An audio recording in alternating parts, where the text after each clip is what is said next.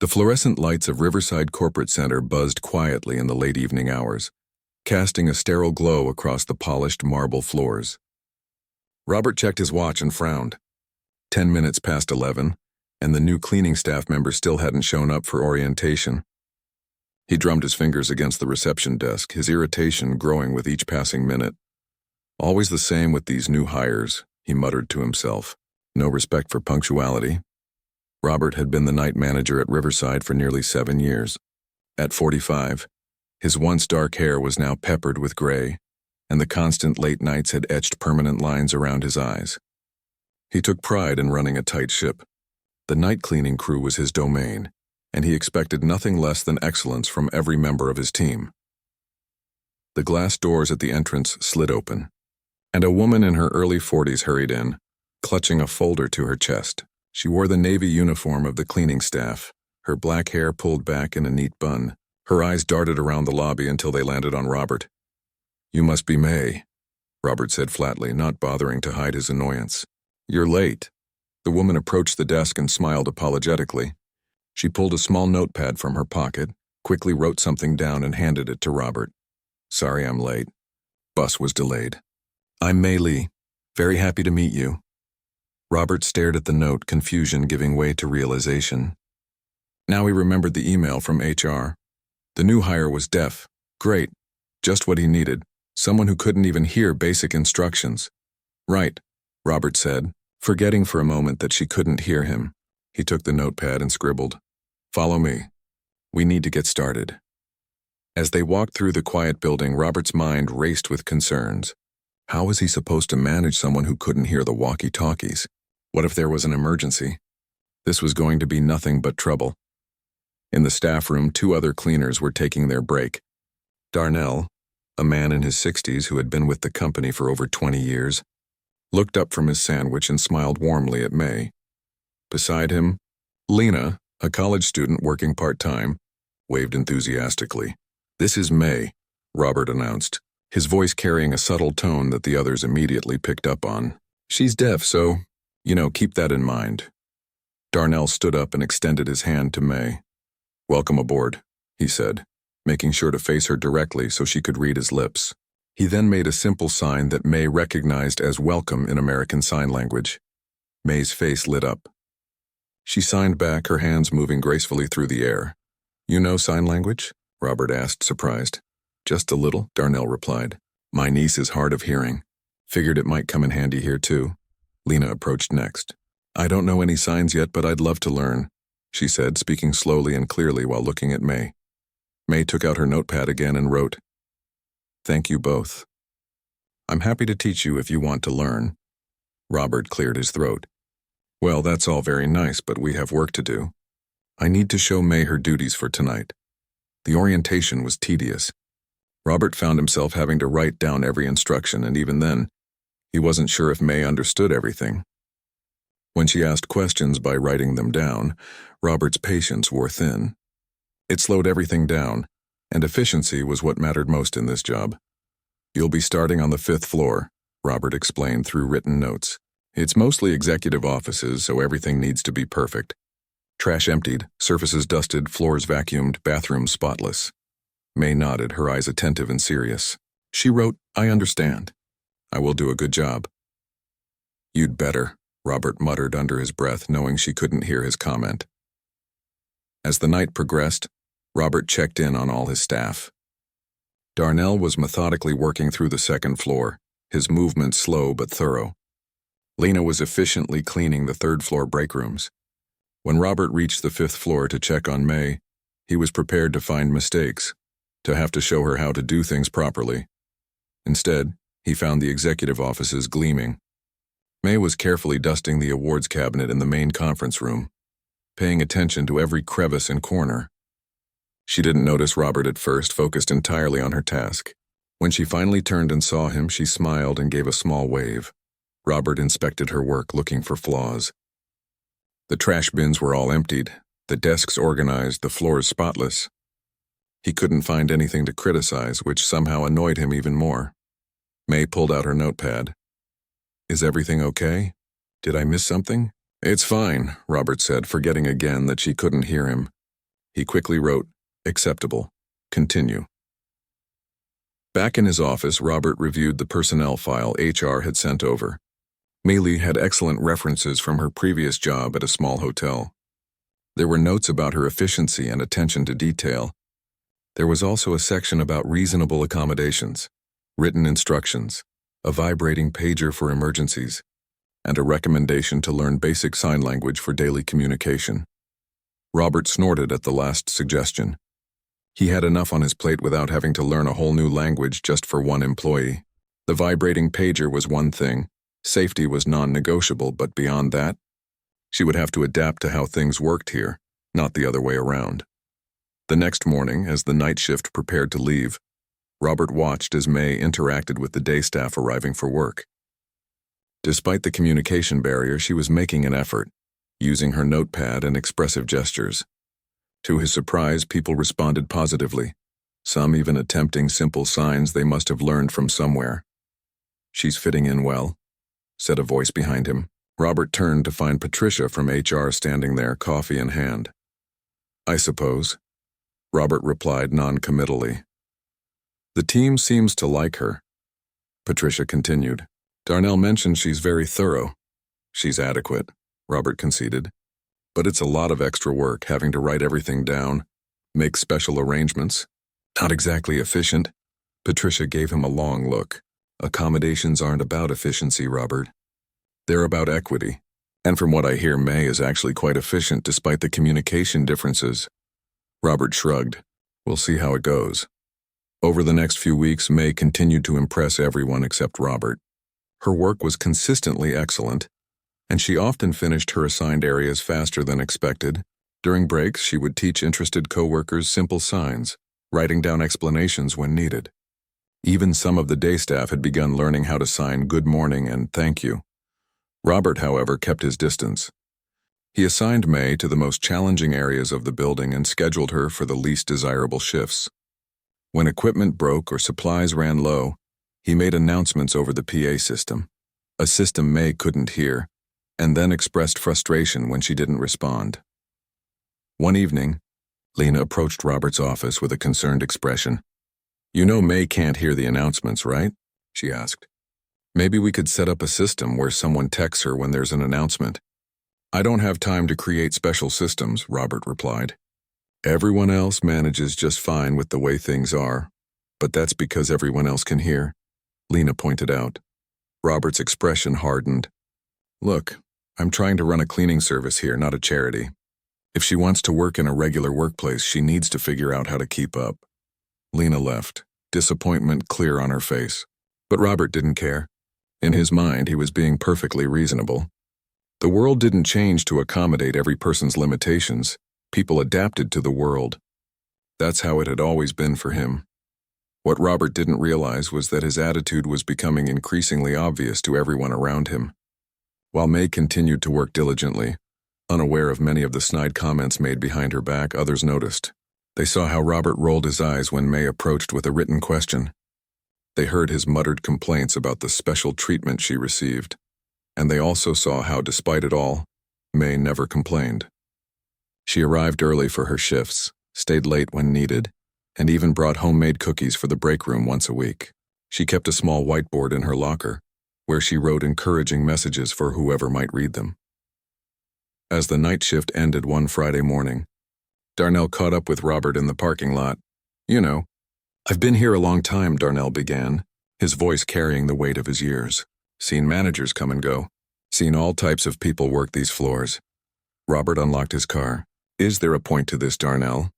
"Just that in all my years, I've rarely seen someone work as hard as May does, and I've never seen someone face as many unnecessary obstacles as you put in front of her." Robert's face flushed.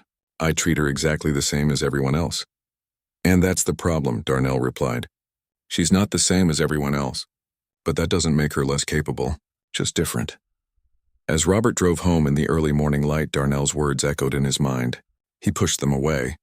He wasn't doing anything wrong. He was just maintaining standards, keeping things running smoothly. If May couldn't handle it, that wasn't his problem. Little did Robert know that his actions were being captured by the building's extensive security system. Cameras silently recorded his interactions, preserving evidence of a pattern that would soon come to light in ways he never expected. 2 months into May's employment at Riverside Corporate Center, patterns had formed like well-worn paths. The night cleaning crew had settled into routines, with May quickly becoming known for her exceptional work. What had started as skepticism from many had transformed into respect, for almost everyone except Robert. The April rain tapped against the windows as May wiped down the conference table on the executive floor. The room sparkled under the dim evening lights, every surface gleaming. She checked her watch, 2:15 a.m. She was ahead of schedule again. Pulling out her cart, she moved to the next office, unaware of the figure watching her from the doorway. Robert stood with his clipboard, silently observing. He couldn't deny that May's work was impeccable. The executives had even commented on how clean their offices had been lately. This should have pleased him, but instead it only fueled his irritation. He'd never admit it, even to himself. But seeing May succeed despite what he perceived as limitations challenged something deep within him. He stepped into her line of sight, causing her to startle slightly before offering a polite smile. She reached for her notepad, but Robert spoke before she could write anything. "I'm reassigning you," he said, then remembered and wrote it down instead. "Starting tomorrow, you'll handle the basement storage areas and loading dock." May's smile faltered as she read his note. The basement was notoriously difficult to clean. Dusty, poorly lit, with irregular trash collection that often left piles of cardboard and packaging materials scattered throughout. The loading dock was even worse, constantly dirty from delivery trucks and exposed to the elements. Nobody wanted those assignments. She wrote back, "Is there a problem with my work on the executive floor?" Robert shook his head. "No problem. Just need to rotate staff." He wrote the same on her pad, adding, "Everyone takes turns with the difficult areas." This wasn't true. Robert typically assigned the basement to new hires or employees who had made mistakes. May had done neither, but he reasoned that the difficult assignment might finally reveal her limitations. May nodded and wrote, "I understand. I'll do my best." The next night, May arrived to find her cleaning cart already stocked and waiting by the basement door. The other night cleaners gave her sympathetic looks as they headed to their own assignments. Darnell patted her shoulder as he passed. "Don't let it get to you," he mouthed carefully so she could read his lips. "He's testing you." May smiled and signed "thank you," which Darnell had learned along with several other basic signs. Their small exchanges had become a bright spot in May's shifts. In fact, during breaks, a small group had formed: Darnell, Lena, and 2-day shift workers who came in early, all learning basic sign language from May. They practiced together in the break room, their hands forming clumsy but earnest gestures that made May beam with appreciation. The basement proved to be as challenging as expected. The lighting was poor, with several bulbs burnt out. Dust coated every surface, and the storage areas were maze-like, filled with forgotten office furniture and supplies. But May was undeterred. She methodically worked through each section, bringing order to chaos. By the end of the week, even Robert had to admit that the basement looked better than it had in years. But rather than acknowledge this achievement, he simply found other difficult areas to assign to May. The gym with its constantly dirty shower stalls, the parking garage with its oil stains and debris, the cafeteria kitchen after special events. Each time, May accepted the assignment without complaint and transformed the space. Her resilience was remarkable, but Robert saw only what he wanted to see: a disruption to his carefully controlled environment. One Tuesday evening in late May, Robert called an impromptu staff meeting at the beginning of the shift. The entire night crew gathered in the break room, all except May, who was in the supply closet inventorying cleaning products. "We need to discuss the quarterly deep clean schedule," Robert announced, writing nothing down, making no effort to include May. "It's coming up next week, and I'll need everyone to take on extra duties." He proceeded to assign tasks, deliberately avoiding any mention of May's role. As the meeting concluded, Lena raised her hand. "Shouldn't we wait for May?" she asked. "She doesn't know about any of this," Robert waved dismissively. "I'll catch her up later." But he didn't. Instead, when May emerged from the supply closet, Robert handed her a list of regular tasks as if no meeting had occurred. Throughout the week, whenever staff discussed the upcoming deep clean, Robert made announcements over the PA system, announcements May couldn't hear. The night of the deep clean arrived, and May continued with her regular duties unaware of the special schedule. Around midnight, Robert stormed into the third-floor hallway where she was vacuuming. "Why aren't you helping with the lobby floors?" he demanded, forgetting momentarily that she couldn't hear him. His face was flushed with anger as he grabbed her vacuum cord, yanking it from the outlet. May turned in surprise. Robert scribbled furiously on her notepad. "You were supposed to be helping with the deep clean in the lobby. Everyone is waiting for you." Confusion and hurt flashed across May's face. She wrote back, "I didn't know about any deep clean. No one told me." Robert's eyes narrowed. "I made several announcements," he said, then wrote it down, adding, "Everyone else heard them. This is exactly the problem I was worried about." From down the hall, Lena appeared with a mop in hand. She had come looking for May after realizing what had happened. "Robert," she said, her voice quiet but firm, "you know May can't hear the announcements. You never gave her the deep clean schedule like you did for the rest of us." "That's not my problem," Robert replied, his voice rising. "If she can't keep up with standard communications, maybe this isn't the right job for her." Lena's eyes widened. "That's not fair, and you know it." "Life isn't fair," Robert snapped. "Now both of you get down to the lobby and help with the floors. We're behind schedule." As May and Lena walked to the elevators, Lena quickly wrote an explanation of what was happening. May nodded, her face composed but her eyes revealing the hurt beneath. "Has this happened before?" Lena wrote. May hesitated, then wrote back, "Sometimes. I miss announcements. Try to watch others to understand changes." The realization hit Lena. This wasn't the first time Robert had deliberately excluded May. All those PA announcements about broken equipment, schedule changes, and supply deliveries.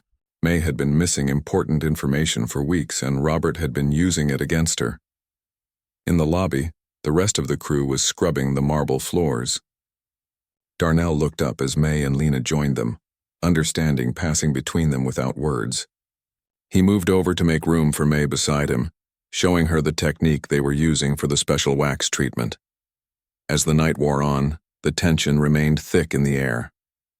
Robert supervised from a distance, his clipboard clutched tightly in his hands, eyes constantly returning to May as if waiting for her to make a mistake. But she worked diligently, her movements precise and efficient despite having been thrown into the task without preparation. When the shift ended at 7 a.m., the lobby gleamed impressively. The crew was exhausted but satisfied with their work. As they gathered their things to leave, Darnell approached Robert.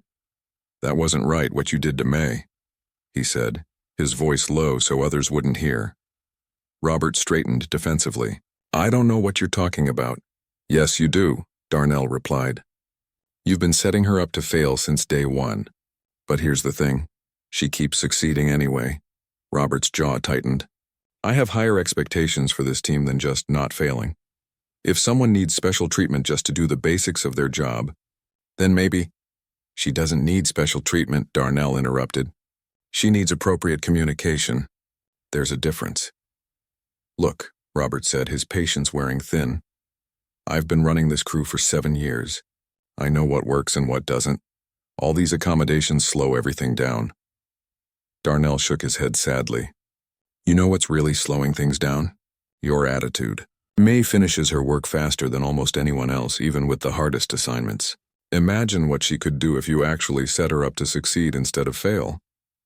As Darnell walked away, Robert stood alone in the gleaming lobby, his reflection distorted in the polished marble floor. Something uncomfortable stirred within him. Not quite guilt, not quite anger, but a defensive irritation that clung to him like a shadow. The following week, Robert implemented a new policy. All staff announcements would now be made in person at the beginning of each shift. He presented this as an efficiency measure, but everyone knew the real reason. Complaints had reached Patricia in HR, and she had paid Robert a visit, her expression grim as she reminded him of the company's legal obligations regarding reasonable accommodations. But even as he complied with the letter of the policy, Robert found subtle ways to continue excluding May. He would mumble important details when speaking to her, making it impossible to read his lips. He would position himself with his back to windows, putting his face in shadow. When writing notes, his handwriting would become illegible on crucial points. It was passive-aggressive warfare, conducted just below the threshold that would trigger formal complaints. And through it all, May continued to excel, her work ethic unwavering, her spirit seemingly unbroken. But the toll was becoming visible in small ways. The tired lines around her eyes, the slight delay in her smile when Robert approached, the way her hands sometimes trembled slightly when writing responses to his curt notes. The other staff noticed. Whispers circulated. Lena started documenting incidents in a small notebook. Darnell began accompanying May whenever Robert needed to speak with her, standing as a silent witness. The day shift supervisor, Thomas, who had been impressed with May's work, began asking questions about the tension he sensed during shift changes. A storm was brewing at Riverside Corporate Center, gathering force in quiet conversations and concerned glances. Robert remained oblivious, convinced of his own rightness, unaware that his behavior was being observed not just by his staff, but by the silent electronic eyes mounted in discreet corners throughout the building. Cameras that recorded everything, storing away evidence for the day of reckoning that was approaching faster than anyone knew. June brought stifling heat to the city, and despite the air conditioning at Riverside Corporate Center, tensions rose with the temperature. 3 months had passed since May joined the cleaning staff, and what had begun as subtle resistance from Robert had grown into barely concealed hostility. The monthly staff meeting was scheduled for 10 p.m. on a Wednesday night, just before the cleaning crew began their shift. These meetings typically covered upcoming events, schedule changes, and any concerns from management. For most of the staff, they were routine, forgettable gatherings, but tonight would be different. The conference room on the second floor buzzed with quiet conversation as the night crew filed in. May arrived early, as was her habit, choosing a seat near the front where she could better see people's faces for lip reading. She placed her notepad and pen on the table, ready to engage as best she could. Darnell settled into the chair beside her, offering a warm smile and signing hello, one of the dozen or so signs he had mastered over the past months. Lena sat across from them, her usual energy dimmed by the late hour. The rest of the night crew, 6 other cleaners with varying levels of experience, filled the remaining seats. Robert entered last, carrying a stack of papers and a scowl. Without preamble, he began distributing cleaning assignment sheets for the coming month. "We have several special events in June," he announced, pacing at the front of the room. "The tech conference on the 15th will mean extra work on floors 3 through 6. The chairman's dinner on the 22nd will require a deep clean of the executive dining room." As he spoke, May watched his lips carefully, occasionally writing notes. When Robert turned to write something on the whiteboard, she missed several sentences. She glanced at Darnell's paper, trying to catch up. Robert turned back and noticed the exchange. "Am I boring you, May?" he asked sharply, knowing full well she couldn't hear him. Darnell started to sign what Robert had said, but Robert waved him off. "No, don't translate. Let's see if she's been paying attention." He walked over to May, standing uncomfortably close. "What did I just say about the chairman's dinner?" May looked up at him, confusion crossing her face. She quickly wrote on her notepad, "Sorry, I couldn't see what you were saying when you turned around. Could you please repeat about the dinner?" Robert took the notepad, read it, and then held it up for everyone to see. "This is what I deal with," he said to the room. Every simple instruction becomes a production. The room grew uncomfortably quiet. Lena shifted in her seat, exchanging concerned glances with other staff members. "Robert," she began, "May couldn't see your face when you—" "That's exactly my point," Robert interrupted. "We're constantly having to make special arrangements. Do you have any idea how inefficient this is?" May, sensing the tension though unable to follow the spoken exchange, wrote another note. "I'm sorry for any trouble. I can ask Darnell after the meeting for anything I missed." She held the note up, her expression earnest. Robert glanced at it dismissively. "And her handwriting," he said with an exaggerated sigh. "Half the time I can't even read what she's trying to say." He picked up her notepad again and began mockingly copying her handwriting style, making exaggerated motions with his hand. A few staff members laughed nervously, unsure how to respond. Emboldened by the laughter, Robert continued. "And then there's this," he said, putting down the notepad and raising his hands. He began making random gestures that bore no resemblance to actual sign language. Wild, exaggerated movements meant to ridicule. "Oh, look at me, I'm signing," he said, waving his arms around. Everyone has to learn a whole new language just to say, "Take out the trash." The room fell completely silent. Darnell's face hardened in anger. Lena stared in open-mouthed shock. The other staff members looked down at their papers, embarrassed to be witnessing this display. May, who had been watching with growing distress, understood exactly what was happening. She didn't need to hear the words to recognize mockery. The exaggerated gestures, the cruel smile, the way everyone was looking at her with pity or discomfort, it all told her what she needed to know. Robert wasn't finished. He walked to the front of the room again, facing May directly. He began shouting questions at her, his face reddening with each one. "Can you hear me now?" he yelled, over-enunciating each word. "Is this loud enough for you? Maybe if I just shout everything?" May sat frozen, her hands gripping the edge of the table. A deep flush spread across her cheeks and tears began to well in her eyes. Robert threw up his hands in a gesture of defeat. "This is why these people shouldn't be hired for jobs they can't handle," he said, his voice dripping with contempt. "It's not fair to the rest of us who have to pick up the slack." That was the breaking point. May stood up abruptly, gathering her notepad and pen with trembling hands. Without making eye contact with anyone, she hurried out of the conference room, the door closing behind her with a soft click that somehow sounded louder than a slam would have. The room remained silent for several long seconds after her departure. Robert stood at the front, his momentary satisfaction fading as he registered the expressions on his staff's faces. Not amusement or agreement, as he might have hoped, but shock and disgust. Darnell was the first to speak. "What the hell was that?" he asked, his normally gentle voice hard with anger. Robert straightened defensively. "Just making a point." "The only point you made," Darnell replied, standing up, "is that you're a bully who's unfit to manage anyone." "Sit down, Darnell," Robert warned. "You're close to insubordination." "Insubordination?" Lena echoed in disbelief. "You just publicly humiliated one of the hardest working people on this staff, and you're worried about insubordination." Other staff members began to murmur in agreement. Robert's eyes darted around the room, sensing he was losing control of the situation. "That's enough," he said sharply.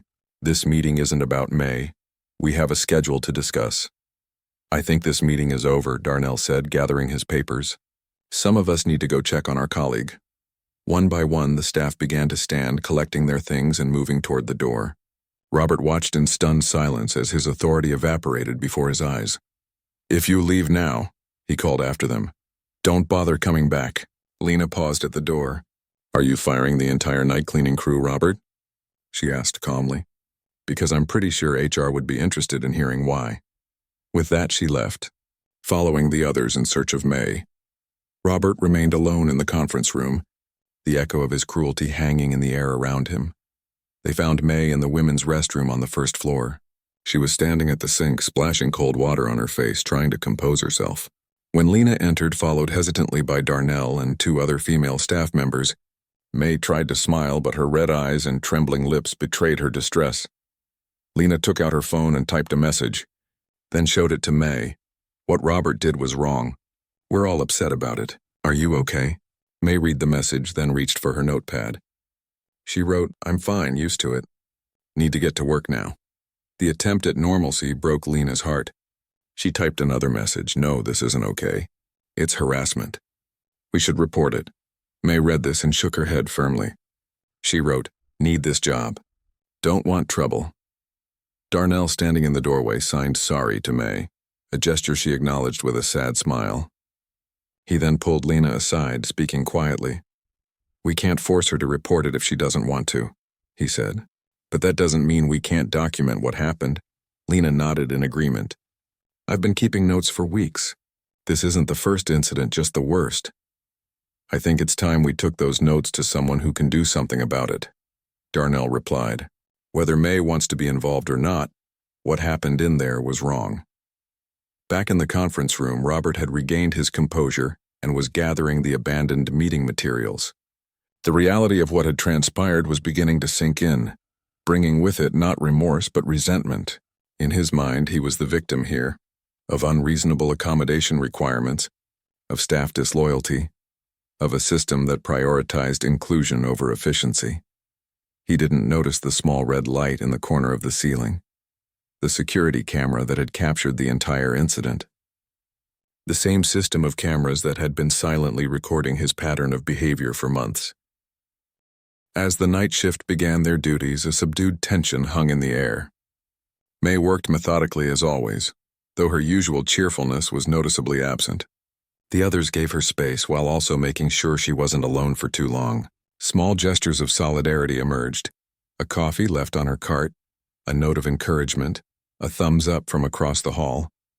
Robert stayed in his office, emerging only occasionally to check on progress. When he did, he was met with cold stares and minimal responses. By the end of the shift, as dawn broke over the city skyline, it was clear that something fundamental had changed at Riverside Corporate Center. What no one knew yet was that the true consequences of that night were still to come, set in motion by digital eyes that never blinked and never forgot. The cleaning cart sat untouched in the supply closet, its neatly arranged bottles and folded cloths exactly as May had left them the night before. The clock on the wall showed 11:15 p.m., over an hour into the night shift, and still, there was no sign of her. "She's never late," Darnell said. Concern etched on his weathered face as he stood with Lena by the time clock. Not once in 3 months. Lena checked her phone again. No messages. After the previous night's incident, several staff members had exchanged numbers with May, making sure she had a way to text if she needed anything. The silence was worrying. "You think she's going to quit?" Lena asked quietly. Darnell shook his head. "Hope not, but I wouldn't blame her." Robert emerged from his office, clipboard in hand, scanning the room with narrowed eyes. "Where's May?" he demanded, his tone suggesting her absence was just another inconvenience she had created. Neither Darnell nor Lena responded immediately. The tension from the previous night still hung in the air, thick and uncomfortable. "I asked a question," Robert pressed. "Where is she?" "We don't know," Lena finally answered, her voice cool. "She hasn't shown up or called in." Robert made a show of checking his watch. "Well, that's just perfect. Now we're short-staffed for the executive floor." He scribbled something on his clipboard. "I'll mark this as an unexcused absence." "After what you did yesterday," Darnell said slowly. "You're lucky she doesn't show up with a lawyer." Robert's face flushed. Nothing happened yesterday except a manager trying to maintain standards. If she can't handle constructive feedback, constructive? Lena interrupted, disbelief coloring her voice. "You mocked her disability in front of everyone." Other staff members had gathered nearby, nodding in agreement. The united front clearly unsettled Robert, who was used to his authority going unchallenged. "Get to work, all of you," he snapped. "I'll deal with May's assignments myself." As the crew dispersed, Lena hung back, pulling out her phone. She quickly typed a message to Thomas, the day shift supervisor who had become an ally. "May didn't show up tonight. After what Robert did, we're worried. Time to take this upstairs." The response came minutes later. "Already on it. Patricia from HR wants to meet tomorrow morning. Bring your notes." The night shift progressed in uncomfortable silence. Robert stayed unusually visible, roaming the halls with his clipboard, scrutinizing everyone's work with exaggerated attention to detail. It was clear he was trying to reassert control, to pretend the previous night had never happened. But the damage was done. Something fundamental had shifted in the dynamic of the night cleaning crew at Riverside Corporate Center. The next morning, as the night shift prepared to leave, Thomas arrived earlier than usual. He nodded to Darnell and Lena, a silent signal confirming their meeting. As Robert headed to his office to complete the nightly reports, Thomas intercepted him. "Robert, Patricia would like to see us in her office now." Robert's expression flickered between surprise and annoyance. "I haven't finished my reports yet." "Can it wait?" "No," Thomas said simply. "It can't." The walk to the HR department on the 4th floor was silent and tense.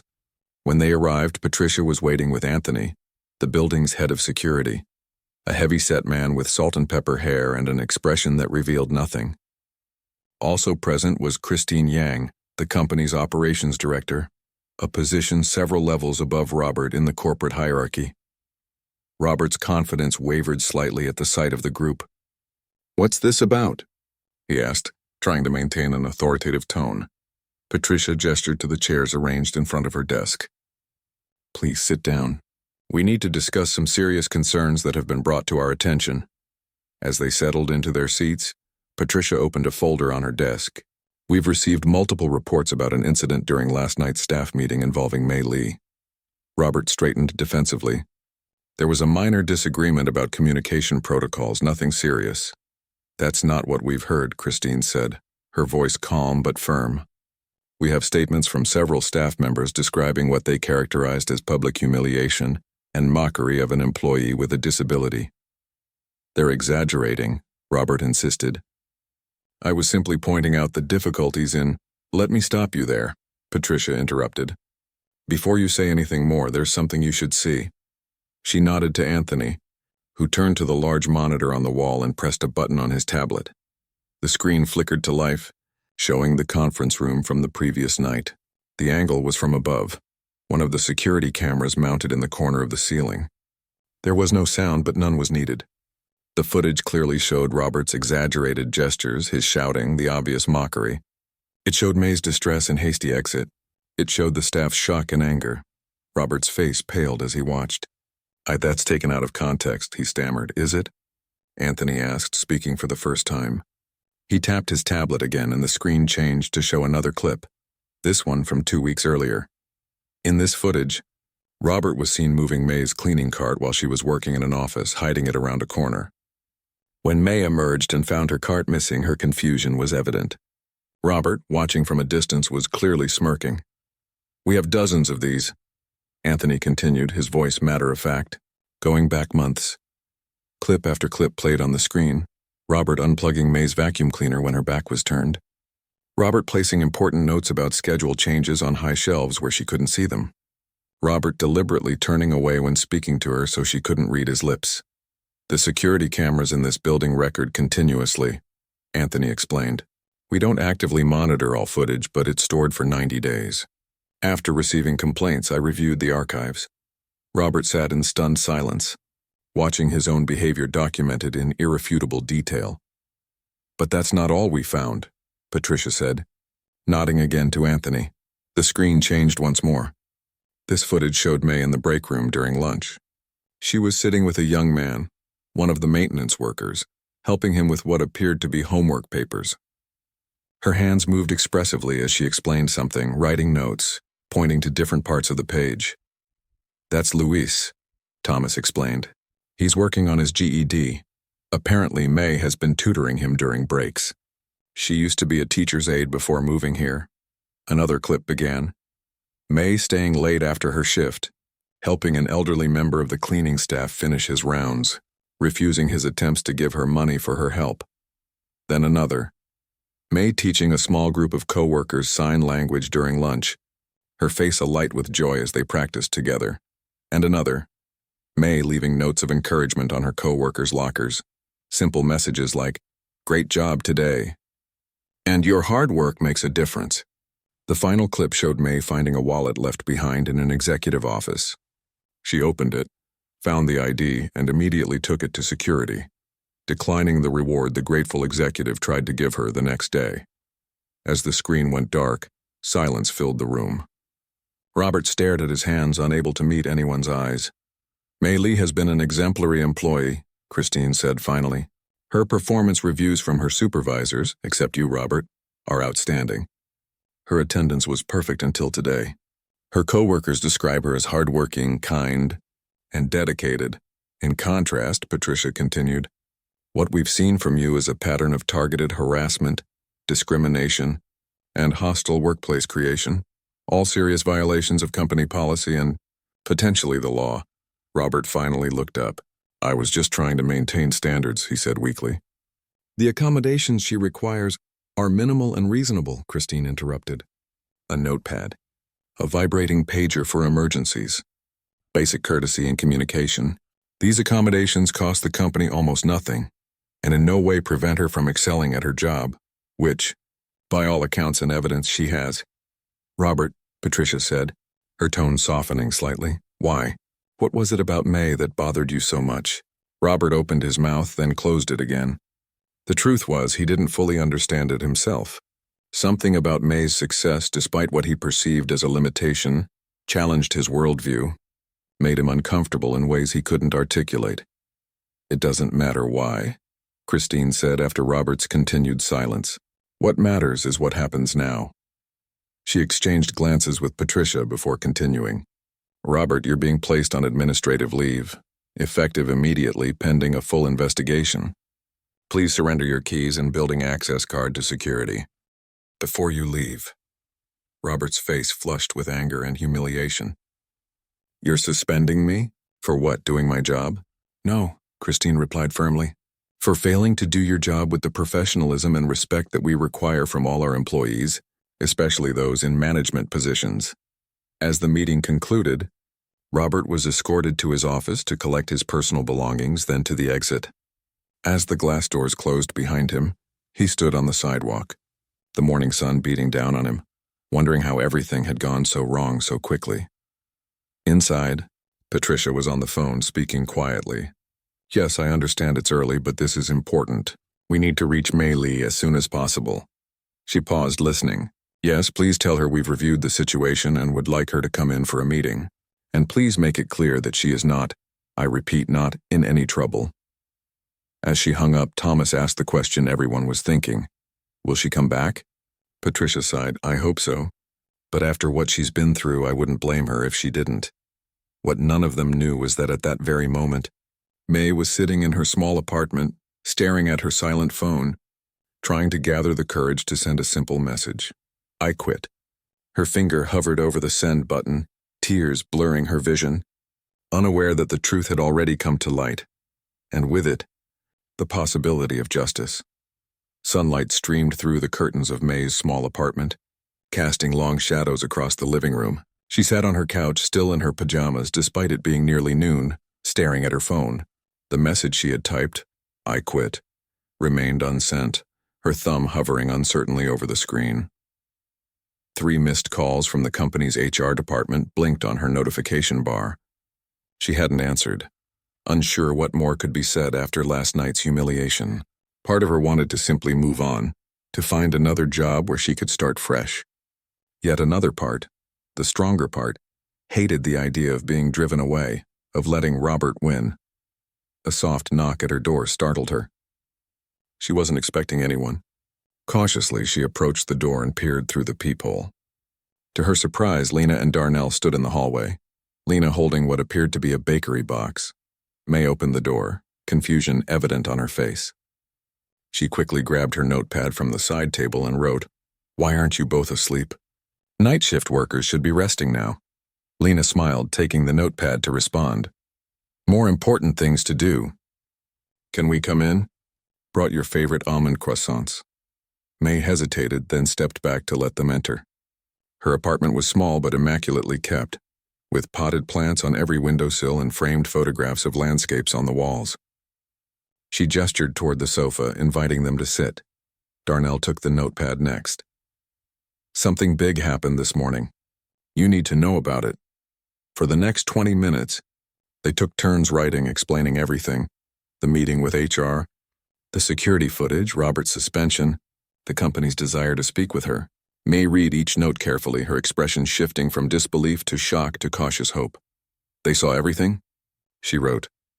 Lena nodded emphatically, writing, everything. Not just him being cruel at the meeting. All the small things, too. Moving your cart, unplugging equipment, hiding notes. And they saw all the good things you've done, too. Mei's eyes widened. What good things? Darnell took the notepad. You helping Luis with his studies. Staying late to help people finish their work. Teaching everyone sign language. The notes of encouragement you leave. Finding that wallet and returning it. The cameras saw it all. Tears welled in Mei's eyes. She had never considered that those small moments had been observed, that anyone had noticed her quiet efforts to be kind, to contribute beyond her job requirements. What happens now? She wrote. That's up to you, Lena replied on paper. HR wants to meet. They're worried you'll quit, but no one would blame you if you did. Mei sat silent for a long moment, considering. The humiliation of the previous night still stung sharply, but there was also a strange sense of vindication knowing that the truth had come to light, that she had been seen, really seen, by the company. She reached for the notepad once more. I'll meet with them. Not ready to decide yet. 3 hours later, May sat in Patricia's office, hands folded neatly in her lap. Across from her, Patricia, Christine, and Thomas waited patiently as she read through the formal letter of apology they had prepared. A professional interpreter had been arranged for the meeting, ensuring that nothing would be lost in communication. "We want to be absolutely clear," Christine said, her words carefully relayed by the interpreter. "What happened to you was unacceptable. Robert's behavior violated our policies, our values, and possibly the law. We failed you by not recognizing and addressing this sooner, and for that we are deeply sorry." May nodded, her face solemn but composed. "We understand if you don't wish to return," Patricia added. "We would provide an excellent reference and 2 months severance pay. But we hope you'll consider staying." May's hands moved, signing her response, which the interpreter translated. "I need to know what will happen to Robert." The three exchanged glances before Christine answered. "He's currently on administrative leave. Based on our investigation, termination is likely. However, he has requested an opportunity to apologize to you directly. That is entirely your choice. You are under no obligation to speak with him." May seemed surprised by this. She hadn't expected any form of contrition from Robert. After a moment's thought, she signed, "I would hear what he has to say." The next day, in a small conference room with Patricia and the interpreter present as witnesses, May sat across from Robert. The change in him was immediately visible, the arrogant posture gone, replaced by slumped shoulders and a face lined with shame. He looked as though he hadn't slept. "Thank you for agreeing to see me," he began, his voice subdued. "I know I don't deserve your time." The interpreter signed his words, and May watched attentively, her expression neutral. "What I did, what I've been doing, was inexcusable," Robert continued, meeting her eyes with obvious effort. "Seeing it all on video, watching myself behave that way, I didn't recognize the person I'd become. I've spent the last 2 days trying to understand why I treated you so badly." He paused, collecting himself. "The truth is, your success, despite what I saw as a limitation, threatened me. I've always believed that success comes from overcoming obstacles through sheer force of will. My father lost his job when I was young, and we struggled for years. He always told me that excuses were for the weak, that real success meant never asking for help or accommodation." Robert's voice cracked slightly. "When you came in needing what I saw as special treatment but still outperformed everyone, including me, it challenged everything I thought I knew. Instead of reconsidering my beliefs, I tried to prove they were right by making your job impossible. It was cruel and small-minded." May's expression softened slightly as the interpreter relayed his words. She reached for the notepad that had become a habit, but then set it aside. Instead, she began to sign, her movements deliberate, the interpreter translating. "Thank you for your honesty. I won't pretend your actions didn't hurt me deeply.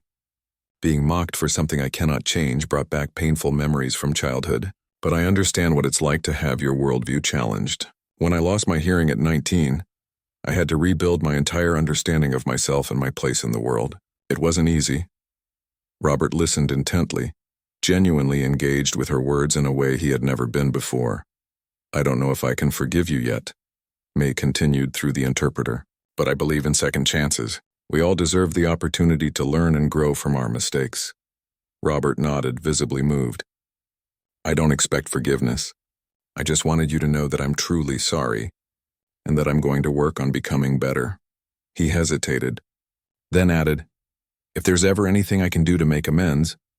May considered this for a moment, then signed, "Learn sign language. Not for me, but so you understand that different doesn't mean less." A week later, May returned to work at Riverside Corporate Center. The changes were immediately apparent. Signs with basic ASL greetings had been posted in the break room. Scheduled changes were now communicated through both announcements and a written bulletin board. Thomas had been appointed as the new night manager, bringing his calm, inclusive leadership style to the role.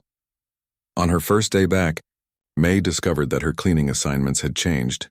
She was now responsible for the executive floor again, a recognition of her exceptional work. A new vibrating pager was waiting in her locker, along with a note from Christine, offering her additional hours training other staff in basic sign language if she was interested. Most surprising was the email, waiting on the break room computer, a message from Robert, sent to the entire cleaning staff. It informed them that he had enrolled in a sign language course at the community college and was volunteering at a local resource center for the deaf on weekends. He didn't ask for reinstatement or forgiveness, only expressed hope that some good might come from his mistakes. As summer turned to fall, more changes unfolded at Riverside. May accepted a promotion to assistant supervisor, working alongside Thomas to manage the night cleaning operations. The company instituted a comprehensive sensitivity training program for all employees, with a focus on disability awareness and inclusion. Several staff members, inspired by May, continued their sign language studies beyond the basic phrases required for work. In October, the city's Business Leadership Council held its annual award ceremony, recognizing companies with exceptional workplace practices. Riverside Corporate Center was nominated for the Inclusive Workplace Award, with May's story, shared with her permission, serving as a powerful example of the company's commitment to growth and change. The night of the ceremony, May stood nervously backstage adjusting the jacket of her new suit. She had never expected to be here, had never imagined herself as the face of corporate inclusion. The interpreter beside her signed encouragement as they waited for her name to be called. When May stepped onto the stage, the spotlight momentarily blinded her. As her vision cleared, she saw hundreds of business leaders watching attentively. At a table near the front, she recognized Christine. Patricia, Thomas, Darnell, and Lena, her supporters and now friends, applauding enthusiastically. Taking a deep breath, she began to sign, her interpreter speaking her words aloud for the audience. 6 months ago, I was humiliated for being deaf. Today I stand before you not as a victim, but as an agent of change. My story is not about discrimination. Those stories are all too common. My story is about what happens when people are brave enough to confront their prejudices, when companies are courageous enough to admit their failings, and when communities are committed enough to do better. As she continued her speech, a figure at the back of the hall caught her attention. Robert stood quietly by the exit watching. When their eyes met, he signed a simple phrase she had taught the staff months earlier. "Thank you for teaching me."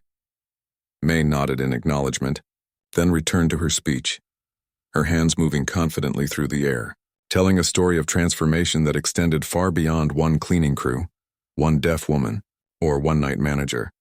A story about the power of truly seeing each other, in all our differences and all our humanity.